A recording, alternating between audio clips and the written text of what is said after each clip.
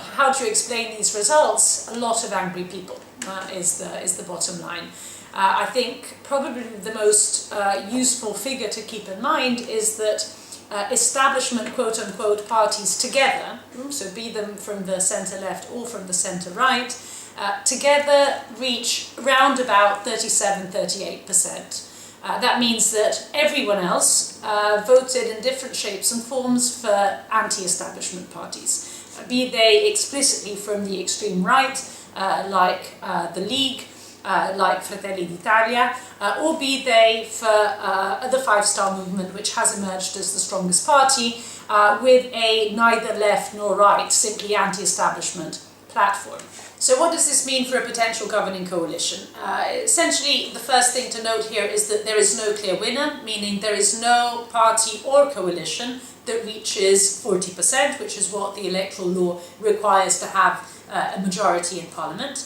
The coalition that most approximates that 40% mark is the right-wing coalition, with a reverse result between Berlusconi's Forza Italia and the League, meaning that the Northern League, as opposed to Forza Italia, has the lion's share of that coalition, but still they are below the 40% mark, around about between 37 and 38%. So the question is, in how many quote-unquote missing seats in Parliament does that relative majority translate into?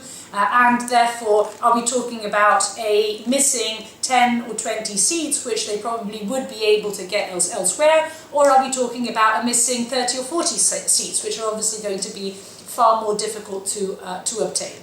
Now, in the event in which there is not a right-wing coalition, the other alternatives are essentially a coalition between the League and the Five-Star Movement.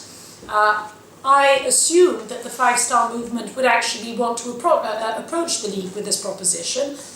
It's less clear that the League would want to be a junior partner in a governing coalition with the Five-Star Movement in a situation in which they have an alternative to the right, which may not have the numbers to govern, but within which Matteo Salvini, the leader of the League, is clearly number one, as opposed to being the junior partner in a coalition government with the Five-Star Movement.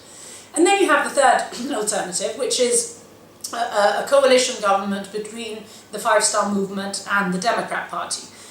These have been the two major rivals over the course of the last legislature, but and this is an open question, a Democrat Party without Matteo Renzi, that resigned after the almost collapse of this party that went from 40% down to less than 20% in these elections.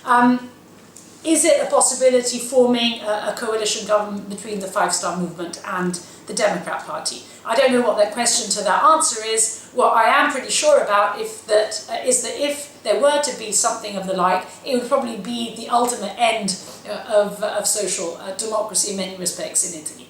Now, what does all this mean for Europe?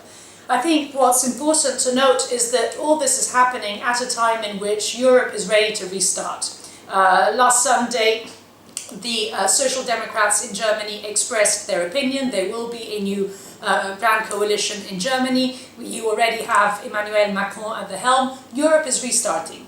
And Italy is going to be entirely cut off from this game. And this is the real tragedy, I think, of this particular electoral result, because what it does mean is that the kind of reforms in Europe, and in particular in reference to the Eurozone, that are going to be put in place are going to probably be reforms that will not reflect many Italian interests, which may end up fueling even further Euroscepticism in Italy, already at a time in which it has very clearly become a minority force.